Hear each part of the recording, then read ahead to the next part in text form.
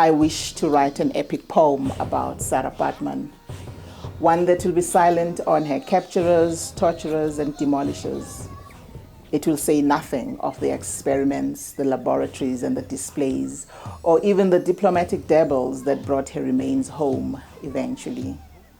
This poem will sing of the Gamtoos Valley holding imprints of her baby steps. It will contain rhymes about the games she played as a child. Stanzas will have names of her friends, her family, her community.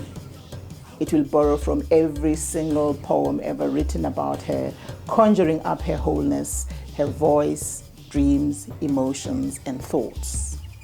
I wish to write an epic poem about Princess Magogo, Constance Zulu. One that will be silent on her son, Gaja Mangosuthu Buthelezi. It will focus on her music and the poetry in it, the romance and the voice that carried it through to us. It will describe the dexterity of her music-making fingers and the rhythm of her body, grounded on valleys, mountains, and musical rivers of the land of Amazulu. I will find words to embrace the power of her love songs that gave women dreams and fantasies to wake up and hold on to, and a language of love in the dialect of their own mothers.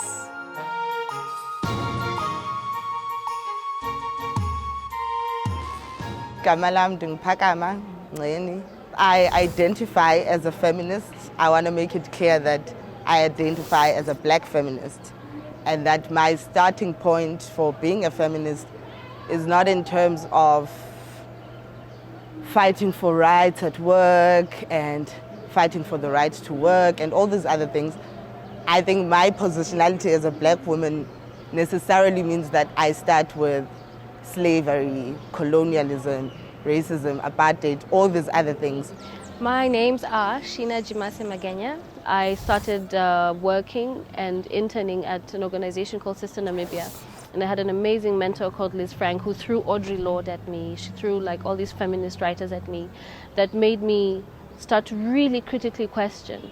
And in a way that if we agree that the personal is political and the political is personal, when I am taking myself into a space, what am I representing in that space? And what am I taking from that space?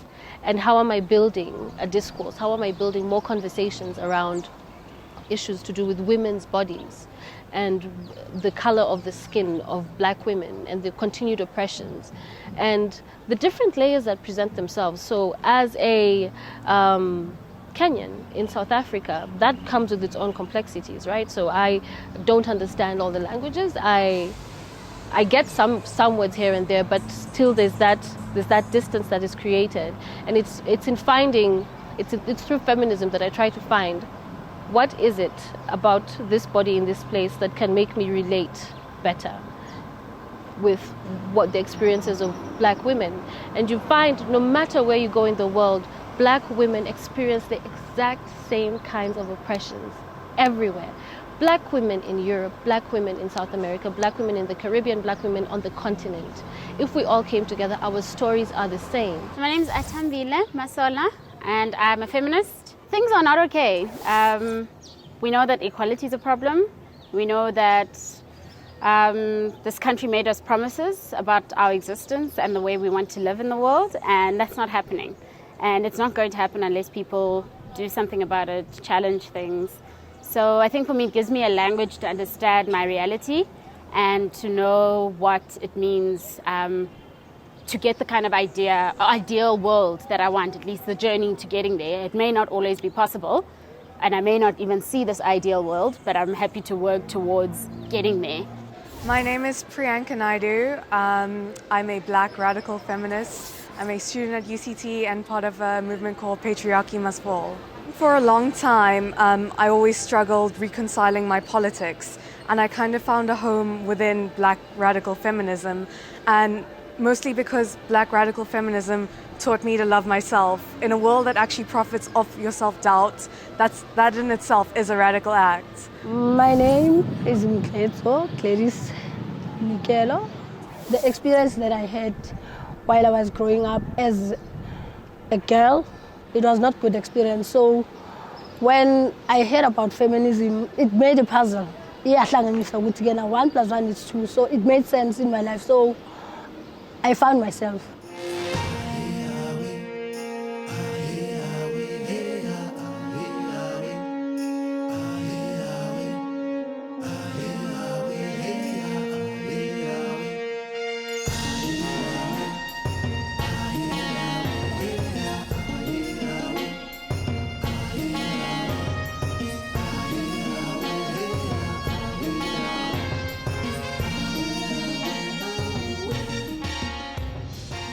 Feminism as an ideology, as a choice, as a way of existing in the world, it's not for everybody. So I'm cautious about saying that we need more feminists, because feminism is diverse, right?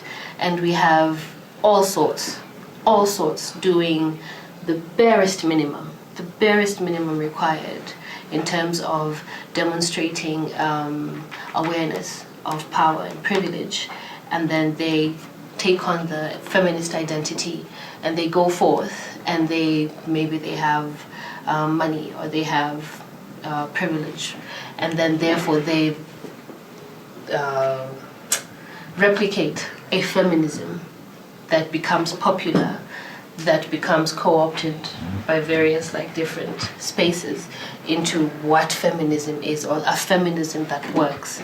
And I don't know if it's possible to spill enough feminism into a space enough to change it. So I think the possibilities for a movement exist. I think at the same time we need to acknowledge that we have different feminisms, and that can and is likely to get in the way of building a movement. So I think we need to think about, what does the movement mean to us? Does it mean we all have to share the same politics, or does it mean we have to share enough of the same politics?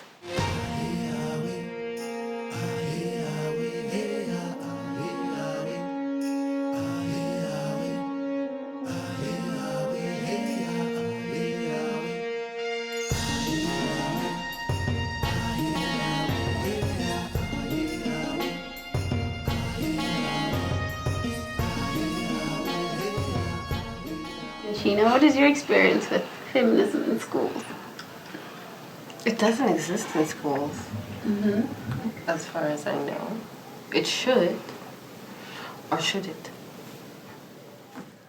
I think this is a really interesting point, just coming out of high school within the last 2 years, and just seeing how the dress codes of women are policed within an educational system, and that you need to make sure that the boys around you are comfortable. There's all this sort of internalized misogyny that gets taught to us within a somewhat environment that's meant to educate you, to develop you as a person, but instead it's teaching you all these internalized prejudices.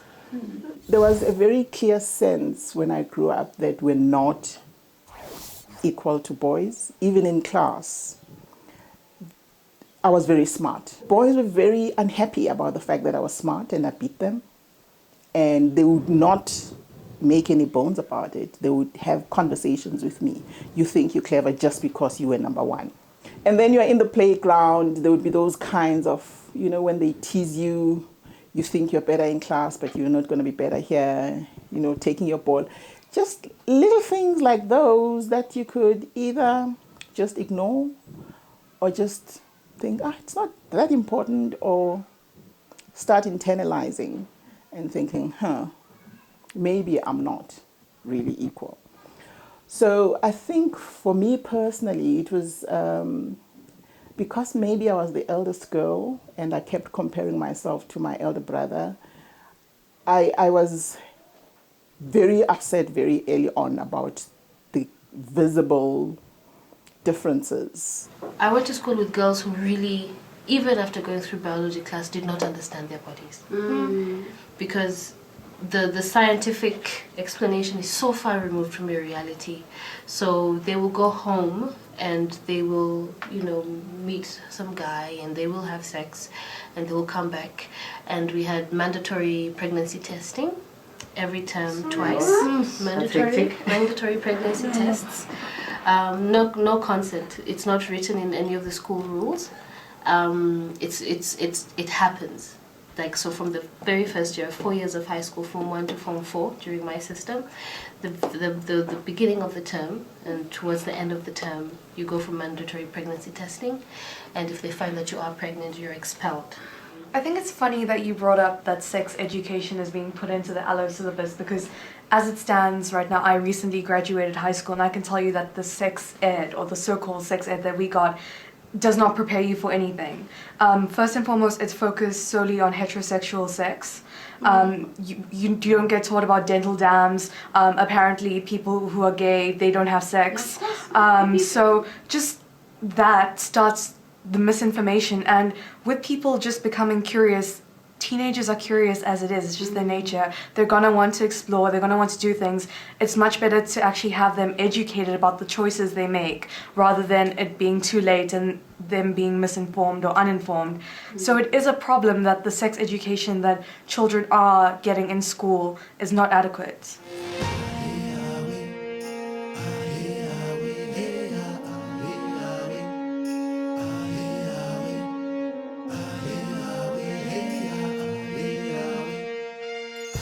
I wanted to ask when you got your first sex talk, but when did you first know about sex, and how did it feel? Like when you knew, oh my God. I've just discovered something. Yeah. My first sex talk, I think I was 10. It was my mother. But it wasn't a sex talk. We were watching Oprah, and there was an episode about kids who are having sex too soon. And parents were like, it was all parents and children on the show. My mother's sitting there watching this, and we all got our eyes glued. And eventually she's like, this is not difficult, man. 10 bands and Zimmerlin. When the time comes, the same way you give a child a spoon when it's time for them to use a spoon, that's what's going to happen. I was like, but we're not talking about spoons, and we're not talking about when the time comes. These kids are, but you don't respond when my mother has a conversation like that. You just kind of like, oh, she's talking about sex. I don't think I've had a proper sex talk. To this day? To this day, probably not. I'm gonna have to conduct a sex talk, but I haven't had one with somebody else. But yeah, first time I probably talked about sex with my mom is when I was on my periods, and it was like, don't do sex, otherwise you're gonna get pregnant. And the second time was when I was pregnant, and it was now all of a sudden like, see, you had sex, and now check what happened. But not an actual thing where someone sits you down. The only thing I probably learned growing up is how sex is bad. Well, in that sense anyway. Well, basically, I think the first time I actually asked my parents about sex, I was quite young. I was, I think, about 5 years old. Wow. And I had been watching Ricky Lake, well, my grandmother was, and I was like hiding in the passage, like kind of just like listening to the show. And I'm unsure if she actually gave me a definite answer, but I know my gran just told me, you have to wait for the right man. So I kind of like grew up waiting for like a man to hand my sexual liberation to me. And I think a lot of people actually grow up with that notion that, you know what, you won't be sexually liberated until you have sex with a man specifically. The first time I discovered it, I was in my teens. I was dating a boy, and then he started kissing, and then he started touching, and then I was like, this feels nice. But you're not allowed to talk about it outside of that. So I was the only person who knew about this thing. And my friends were talking about how bad it is for even a boy to touch you. So I'm just like, well, this is awkward, but it's also nice. So now what am I going to do with my situation? Because of that, I actually cannot like go to my mom and actually have like an open conversation about sex with her. Because I feel like there was never that relationship established in the first place, yeah. So I think that is definitely a problem, and I really do wish that my mom like sat me down and had a sex talk, no matter how awkward it was. Part of my earlier sex education wasn't about sex, it was about rape, actually. Sure. Because there was a childhood friend of mine who was getting raped by their uncle, and she's telling me about this. So she's telling me, he does this, he does that, he does this. And I have absolutely, and nobody at that point could actually tell me, but there is this difference that sex is not actually rape, and I don't know. Never had sex education though. Because you have people who go through high school and nothing dramatic happens, and then they leave, and are pregnant in a year. Yeah. Because you just know you have, no one has tried to have that conversation about, this is your body, this is what you can do with your body, these are your options. You can actually say no to sex. So it becomes this thing that's been made as an inevitable, it's going to happen. I became a feminist because society does not value girls. Society does not value women. Society gives, and it lets men off the hook in so many ways. Even in primary school, I was very aware of how many boys just beat up girls and it wasn't an issue. In secondary school, I was very aware of how boys were allowed to just beat us up. And in fact, I went to Polela High School where there was a real incident of boys moving from the men's residence, coming to our residence to beat us up. We had to hide under beds and walk away. In terms of becoming a feminist, I think I was always deeply aware of inequality because that was my world.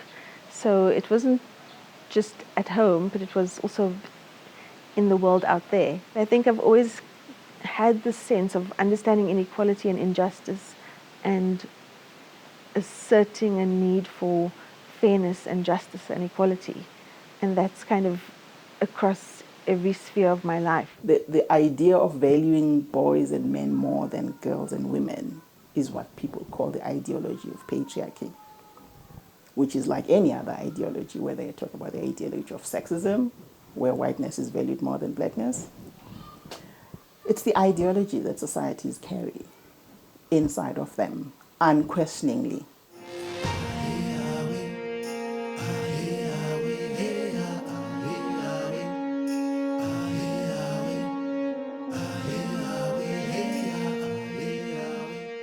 I've always found the concept of leadership really interesting, coming from a so-called leaderless movement, that being patriarchy must fall. Obviously, there are active members within our constituency who play like vital roles in like helping mobilizing and just doing admins of our Facebook page, social media, etc. But they don't really identify with the term leaders or leadership. So I just wanted to know what is feminist leadership and who exactly are we leading? For me, feminist leadership is one that also confronts power, not about, okay, so we have, I can't say just because we have a bunch of women somewhere that this starts and ends what leadership should be like. So the leaders is slim. I mean, you talked about the social networking and whatever, and those are some of the things that have not been primarily seen as leadership, because the way that we've built this thing is that there must be this one messiah, for instance, and who's usually a man, and nobody can question that, and we all follow this particular person. I think it's great that you guys have this opportunity to, and I hate the word to say experiment, but it's something that we actually need to see becoming a reality, because for so long, I think leadership is quite a patriarchal, and all the structures and all the, it's built on this idea of the head. And if you go back to all the analogies we're building, religion has a head, the home has a head, and that's all usually male.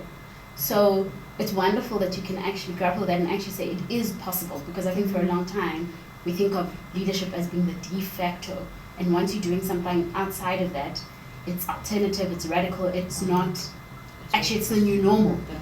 And it can be a reality and it can be something that works. And I mean, it's still quite early stages for your organization, but it's so powerful that it actually is happening right now. When we are seeing this obsession with, like, we think of Alegandete as being the speaker in parliament, as that is leadership, when we know it isn't, even though there's a woman there, we know that the structure already, or when we had the deputy president that was a woman, we know that already doesn't work.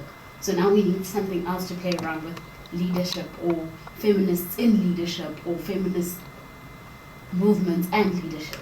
Cultivating feminist leadership in young women should start very early. I mean, it's that first thing. It's about learning to say no. The power of no. That I have the right to say no, and I have the right to choose to say yes. But it's my choice. Feminist leadership, it brings back people say that no, please don't fall into the capitalist system. And now I think you've forgotten your principles, come back, because most of organization does that. And sibonisane about the issues and also saying that as organizations and saying that we're leaders, but let's not forget that we're human and we also make mistakes. We also need to be taken care of. On the mistakes thing, you made me think of how generally though, if we have, even Obalek Island, have those type of women leaders, it also seems like, okay, they with the wrong project, obviously. No, they are. They with the complete wrong project. But even though there are women who are in this wrong-ass project, whenever they're in leadership positions, it seems like they also very easily use the scapegoats. The Marikana woman, Shara. Yeah. She's leading this thing, or so-called, or whatever, but you had all these men, from Ramaphosa to whoever, who made certain decisions, but she's the fall guy. I think it's really interesting that you brought up the tokenism of women like within these movements. So keeping that in mind, do you identify as a feminist leader? Almost seems oxymoronic. Yes. Just the word feminist. Yeah. I was going to say. So can you be a feminist leader? Is there such thing as leadership within feminist movements? It sounds like it's almost necessary that within any movement, or perhaps that's just what we're taught, that in order for something to have direction, there has to be a leader. In as much as we talk about the need for feminist leadership and the need to build young feminist leadership, I also see that there are a lot of young women feminists in the world, in our communities. So I'm not sure that we need to attract feminist leadership. I think feminists find themselves that it's a personal process. It's understanding that the personal is political. And I think once you have that understanding, and if there's a need to follow your heart, then that's where you're going to find yourself, regardless of how old you are. Also, it's about standing up, being able to, and losing that fear that gets, I don't know, somehow inculcated in girls at a very young age. So they need to know that their body is their own. The other thing about the leader conversation is that it's also about accountability. So that fall gap, right? And so and the accountability comes in place because of resources, right? So you have money, how has it been spent? X has gone missing, who do we blame? Who do we blame? And that also takes away a lot in terms of building, I guess, the agency or enabling people to do real work, because it just becomes about managing the money and how it is spent, and that it's not squandered, and that the organization doesn't fall into disrepute because, you know, I bought Louboutins or something for the whole office, you know, stuff like that. So I think the Fees Must Fall movement has brought all kinds of people to the fore, and has also brought our progressive political activism to the fore. And for someone who grew up at a different time, the fact of this young new generation having done their reading, knowing their BICO, knowing, you know, having thought about the politics of these, of the world that we find ourselves in, or the South Africa we find ourselves in, and just saying no, like absolutely no, enough. I think that shows us, it sparked a moment, it shows us what's possible.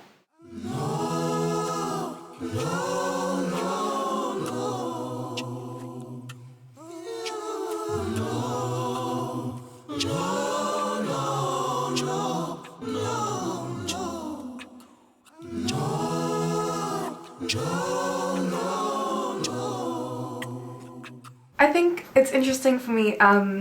I come from a Hindu background, and what I find most interesting about that is that there are Hindu gods who are women, who are worshipped, but at the same time, within the culture that I find myself in. It's very patriarchal, very rigid gender roles, like a woman must know that their place is solely in the kitchen and to bear children, and dare you not question your husband about anything.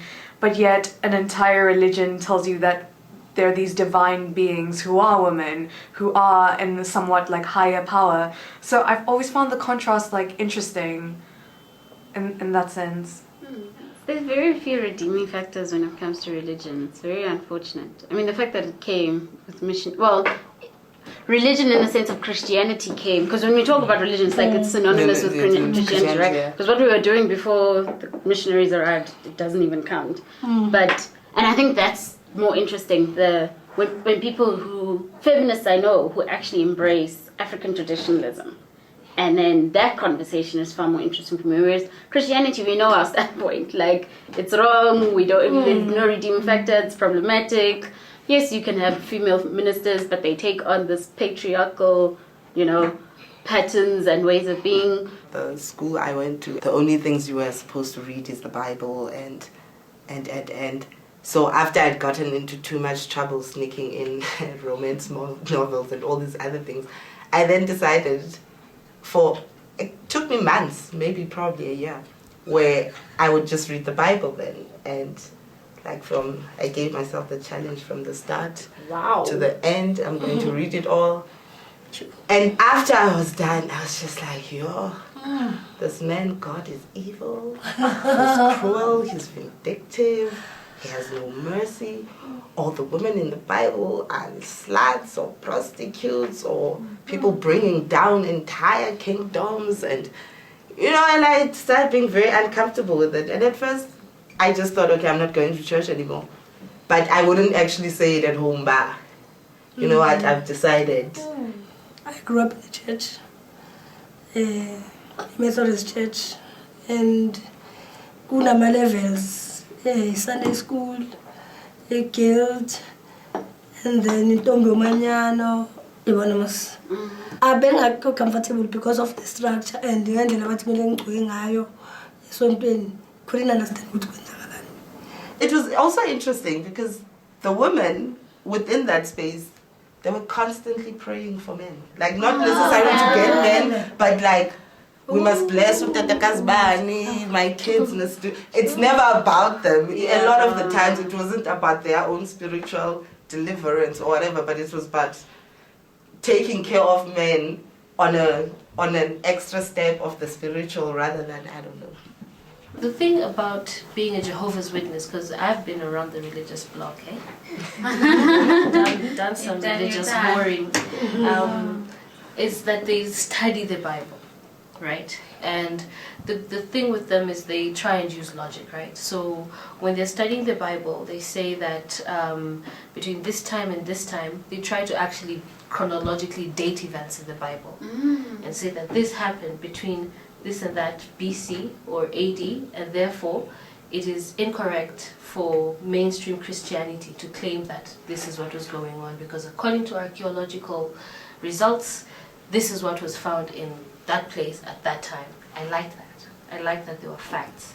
I enjoy that about being a Jehovah's Witness. And there's also that thing, and I don't know if it's part of being socialized as a woman, where you don't want to upset people too much. God forbid you say, no, I don't pray. People don't know what to do. African people don't know what to do with people who do that. It's exactly. Just like, what do you mean? Yeah, you don't pray. In Kenya, going around saying that you're an atheist is tantamount to just suicide. Like cultural suicide. It's social cultural suicide, which would probably have repercussions even for my child. So it would be one of those things where you say you're an atheist, which automatically means you are a devil worshipper. Therefore, your child is not safe with you.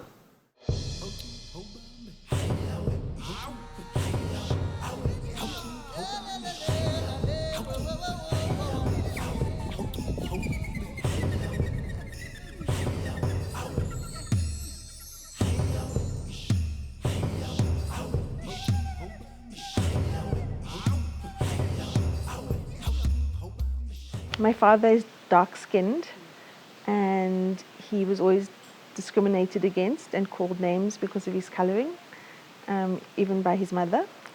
So I grew up with that knowledge of kind of color politics. I grew up at a time of just hectic anti-apartheid movement activism and very brutal state responses to it. So from early childhood, I was also very much aware of apartheid and how it affected our lives and how it impacted on us. I grew up in an area called Ndaleni, which is next to a tiny little town called Richmond in the Midlands. My parents were both school teachers. My mom taught at a secondary school because she had studied home economics, and my dad taught at a teacher training college. Now, Ndaleni was one of those areas that had the history of missionaries who had come long, long ago, but it was relatively poor as an area, you know. And I was very aware that many other kids didn't go to school. I was very aware of the kind of regard that people had for my parents because they were teaching in secondary school and training college. But it was also a kind of area where everybody was valued, you know, particularly elders. You know, you couldn't say no to an elder if you were sent somewhere. We grew up Ubuntu just being a part of life. You meet someone, you greet them, whether you know them or you don't know them, you have a conversation. That kind of stuff. You value someone, you respect them. They don't have to have anything for you to have high regard of them in a very particular way. So the basic things around respect, around equality were there. And also the fact that the white people who taught in the secondary school and in the teacher training college didn't live where the rest of the teachers lived. They left at the end of the day to go to Richmond, the city, the town. It wasn't the city. And then you go to the town because your parents have sent you there. You can't go to that side because it's white only. You can only buy this side because it's Indians trading only. And there were no shops for black people in town. It was kind of like, okay, so black people can't be business people. So inside of all the equality and the respect for one another, there was obvious, undeniable inequalities. You watch things, you see things, you read books, and every time it's re-traumatizing of an experience that is hard to get over. It's hard to forget. There is some memory of feeling like this in my blood, which is hard to explain for many reasons.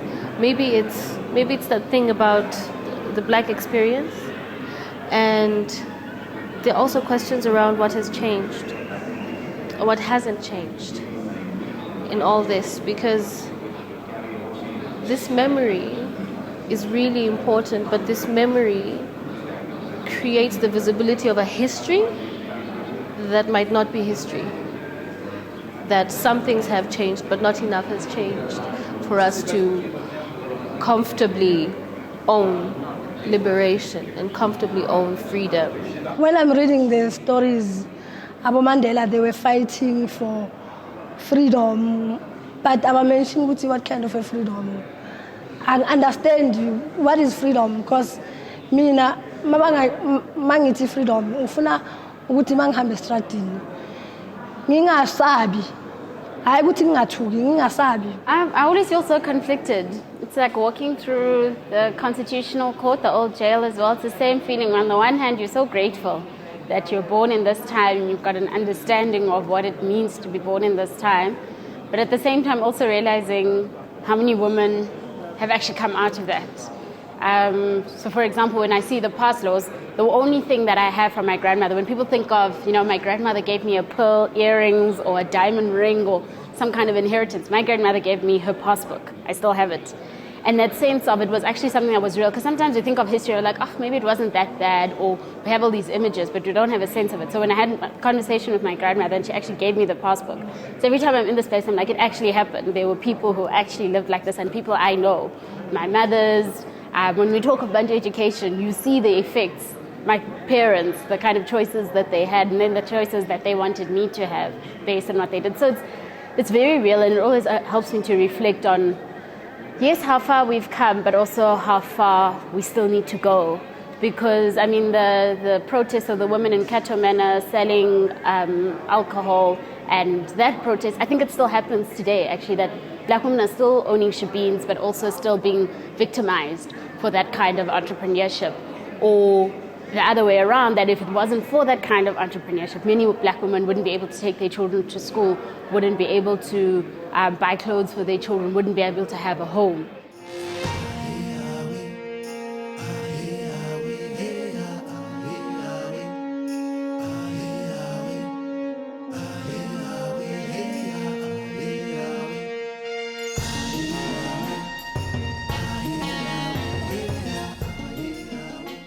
I think the idea of self-care has always been somewhat interesting to me, because we live in a society that actually kind of profits off like low self-esteem, low self-worth, and so self-care in itself is a radical act. And especially within feminist movements, I think taking time off for self-care, making sure you're emotionally well, physically well, is so important, because whether you like it or not, the movement will still be there. When you have time to get back, the movement will continue even without you. Even though you play a vital role within it, like self-care is probably one of the most important things. But also the nature of self-care. I mean, we're here and it's all very nice for us, and we're privileged and we're getting our nails done. But then, is this what it always has to look like? Hopefully not. Hopefully. Because then it would be too problematic. That why am I only being allowed to have the options of self-care because it involves a pedicure and me paying? Have to feed into an oppressive patriarchal beauty industry. Yeah. Right? Because it is. And but there is so much guilt associated with, and maybe it's that thing, I like what you said about self-care is a moment of vulnerability. And sometimes self-care is sleeping. Actually, right? Yeah. It's not the spa, it's not a night out, it's just being able to sleep. But how would we structure self-care within the movement? Because right now the conversation of self-care means that you have to step outside. How does self-care, can't sisterhood be a form of self-care? Because sisterhood then means that I can take a break, work 3 days instead of 5 a week, because I know that other people in the movement are going to manage things in my absence. Does it have to mean complete removal from that space, right? Because then you're insinuating that it's the outside of the movement. Yes, outside of the movement is where you find peace and calm. So that, which means there's also oppression, or there's also, strife within the movement. How do we cultivate a culture of self-care within the movement? Because I know some people feed off stressful times, and that's not work. But we see that as, if you're stressed, you've been working, you've been giving of yourself to the movement. That's seen as valuable.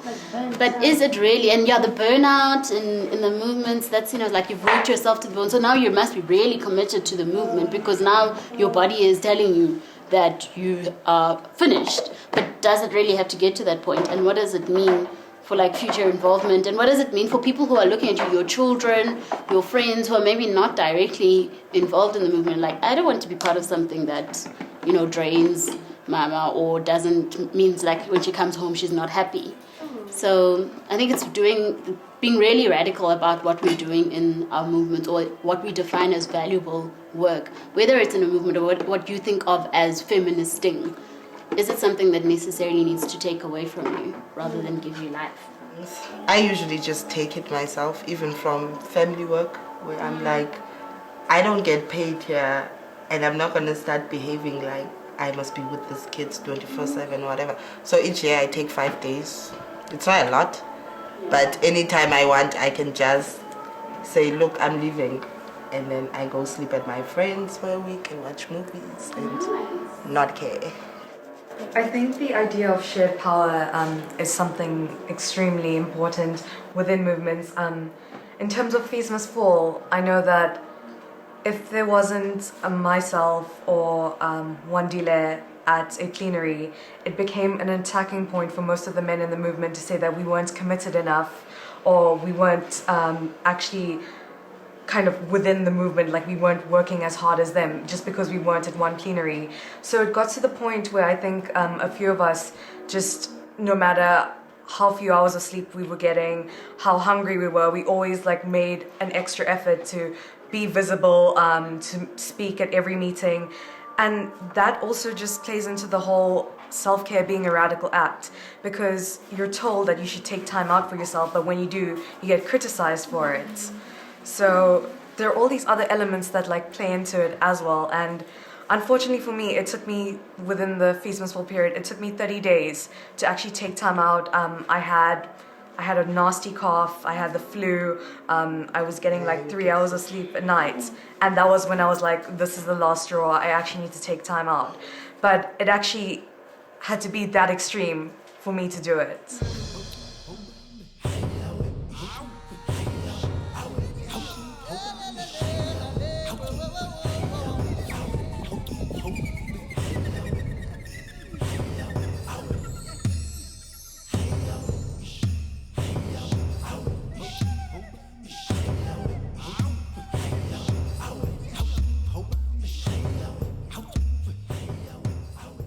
From my working context, right, I find it very, very scattered.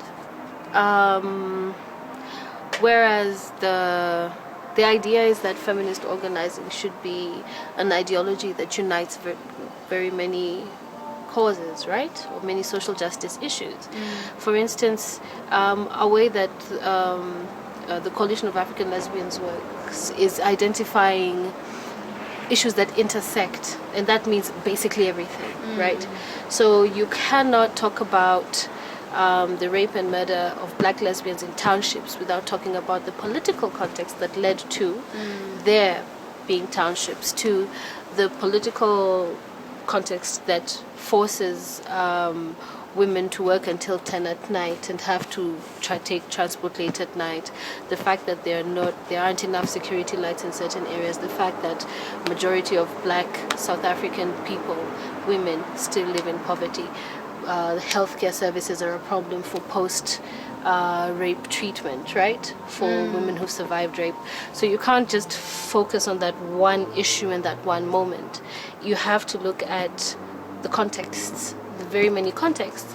But the problem is then, I think, that we then divide our work according to that. I am more passionate about healthcare, you're not passionate enough about healthcare, so I'm going to start my own organization that tries to deal with healthcare that is inclusive, and I will identify as a feminist organization, and there will be feminists in this organizing, and that's going to be fine. But then you create an us and a them. And the big problem that contributes to this fragmentation is funding. What confuses is that, as leaders, individual leaders, it's hard for them to call feminist because we have an issue of capitalism, and we know that it's hard for us. We need money. We need money, but I don't know what is sifikela kuphi. Yeah, like, the money is it okay for you to earn 50,000 rand, whereas your employees are earning less, 1,000 rand a month? So where are your politics stands? And also other feminists, they also will say that because there's exploitation there, I can't say she's a feminist because she's doing 1, 2, 3, and yeah. And you can't avoid it, I guess, even if you're not organizing along feminist principles, that you need monies. But it's also very political. Where's the money coming from? Yeah. Because nobody seems to recognize you as doing feminist activism proper if you don't belong to a certain organization that gets funding, that has been registered. And I find that, this means that we also have to duplicate our work, because if, for instance, the buzzword internationally is that we're doing activism now, and that's the trend and that's the thing. You don't get that money until you change your program or adjust it in some way to do that. And then now you find we're all doing t-shirts and we're all doing the same t-shirts, and we're just doing duplication of work.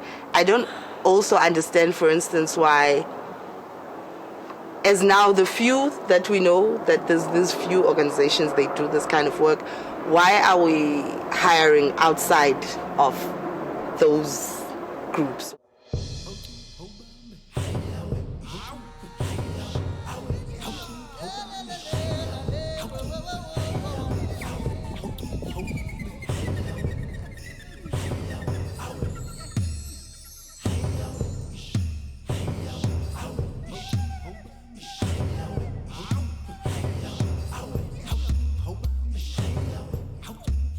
Women speak out, I think, often, whether they're part of an organized something or not. The women will always be at the forefront of some movement. But I can't think of any concrete examples. What we did on the JPP, it's a success.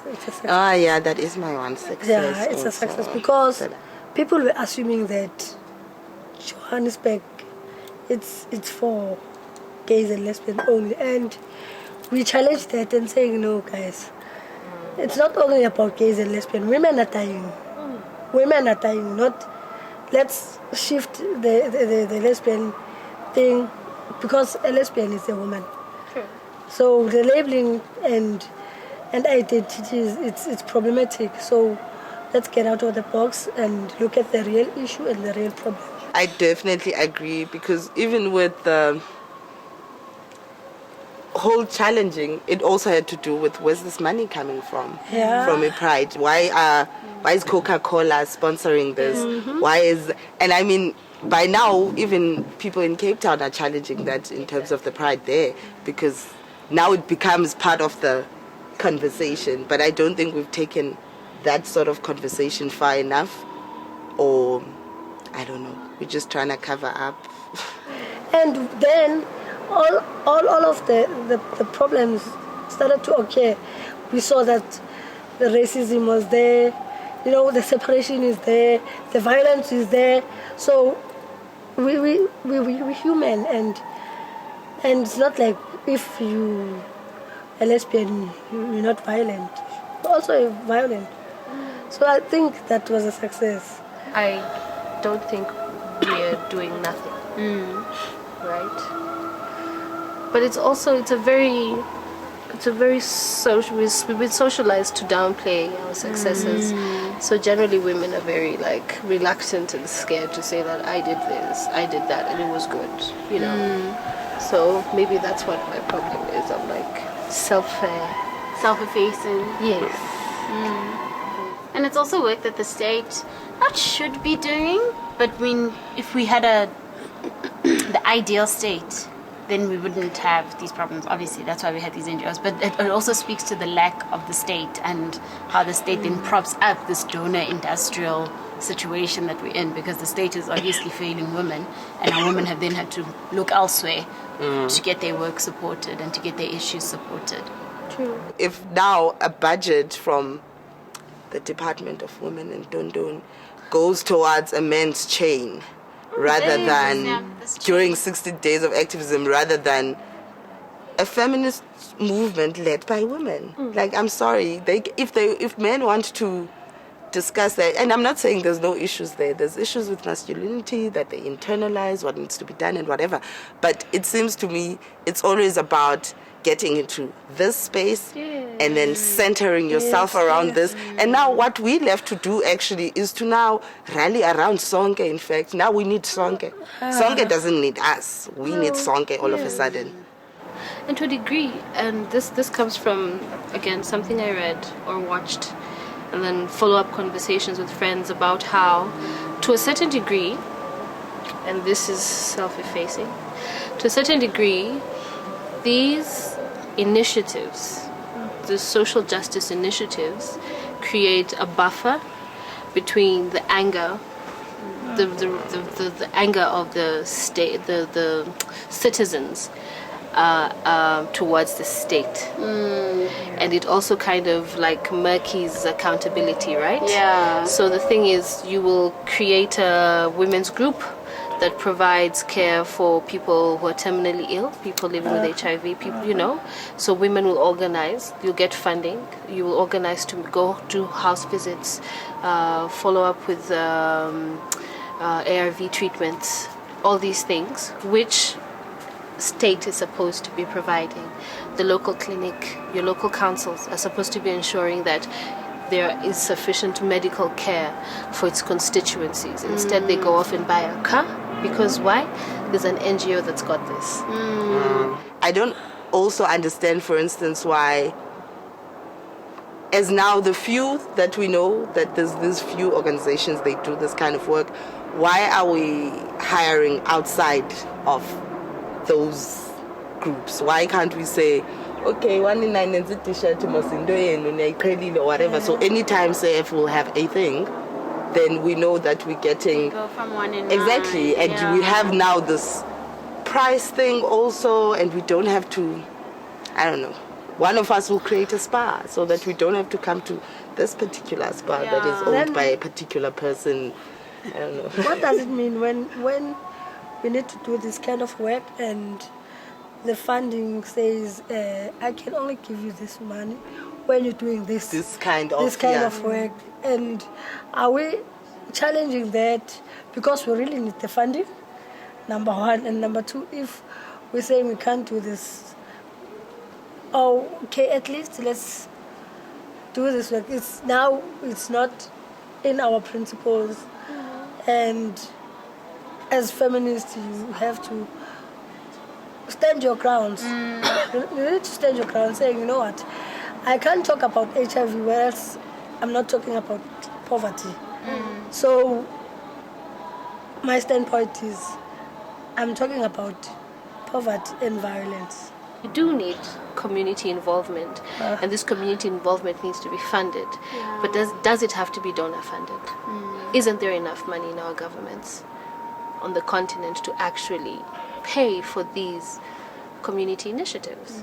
It's like these sanitary pad drives, instead of lobbying or saying, can we just decrease the price on that because they're getting more and more expensive. We now have organizations who are doing collections and then going to drop them off for the poor women, rather than finding other, the state. I think that's something that the state could obviously do. Because the taxation on those prices is a state decision. Products. Yeah. Oh my gosh, that's so true.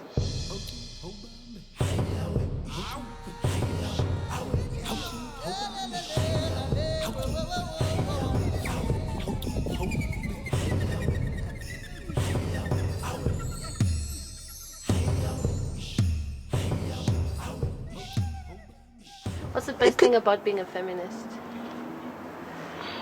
I'm okay with myself, I can talk about how the world is shitty and this and this and that, but I know I have some control over the space where I'm in, and I feel more powerful doing that, which gives me more confidence, and I can do all sorts of other things. I think I was very insecure before I actually had to be like, you know what, I'm a black feminist, and that's that. Feminism, like you said, it allows me to forgive myself a lot easier, a lot faster. It helps me understand the world, like you said. Like so many of those things, understand why are things this way and what I can do to challenge, to push, to question in that way. So it gives me a peace and a freedom, and I dare say, a happiness. You? Yeah, the best thing for me, I think, is growing up seeing the world askance, like always having the sense of something's not right, and then feminism comes in, you're like, That's why. And you have a community of people, because I think there's some people out there who grow up feeling alone, and you're seeing the world askance and things aren't right, but you don't have enough people around you confirming that what you're seeing is right. And then you meet a group of feminists, and all of a sudden you're just like, oh, I'm not crazy. Oh, I could actually rant with someone who's not going to tell me, maybe you're just being too sensitive. Like, no one's going to tell you shit like that. So for me, I think it's been meeting the community and feeling like there are people out there who see and not confirm and also challenge the way that I actually see the world. I think similarly, feminism actually taught me to love myself, and I think at an age where I'm very impressionable, constantly being told things, appearance is everything, especially in the superficial society that we live in. Like, you're first judged on your appearance before you even say anything. I think also, like, just finding people who share the same politics as you, it's so refreshing. You actually kind of feel comfortable. Like, you finally fit into a society that's actually been barring you. So it's just amazing, and it's liberating in a sense. When you're a single parent and everybody says, well, you're hustling because you refuse to marry, blah, blah, blah, yada, yada, yada, and everyone makes you feel bad for making that decision, and feminism comes in and says, actually, you don't have to put up with things that take away from you. You are not the sum total of your sufferings and your problems, and you get no models. You're enough. You're enough. You're enough. You really are enough. Yeah. Who you are, what you do, what you contribute into the world is enough. And all these things that say that you're not are talking such crap. And part of the insecurity was not because I got something wrong with me. It's because you're told constantly being a feminist is bad. Nobody says it's good. Not really. Nobody's saying, good, this is what you should be. Yeah. It's not And boys will be told all the time, of course they're being taught to be nice patriarchs. Of course it's allowed to not be a nice patriarch. But everybody socializes them to think that they belong. They have this position and they have this power. And then we try and maybe mold them to use it and not abuse it, like use it proper or whatever that is. And I think that's also bullshit. For me, it's like waking up from the dead. Sure. Yeah, like, I would say that I was blind because of the things that I was taught. And through feminism, I could see and gaze things. So with that, I'm special and unique, because now I'm like, my feeling is like I'm a feminist traditional healer. Yeah, I wanted to find myself what type of feminist I am. Yeah, because I heal myself and also I heal other women. Sure. Yeah, and I'm in peace within myself. I wish to write an epic poem about Nomvula Glenrose Mbata, one that will be silent on my father, her husband, Reuben Benjamin Xaba. It will focus on her spirit, one that refused to fall to pieces, rekindling the fire she made from ashes no one was prepared to gather. This poem will raise the departed of Magogo, Nqutu, Mkungundlovana, Enanda, Hilltown, Kwampande, Ndaleni and Ashdown, so that they can sit around it as it glows and warm their hands while they marvel at this fire she made from ashes no one was prepared to gather. These are just some of the epic poems I wish to write about women of our world in the tongues of their mothers. I will present the women in forms that match their foundations, using metaphors of moments that defined their beings and similes that flow through our seasons of eternity.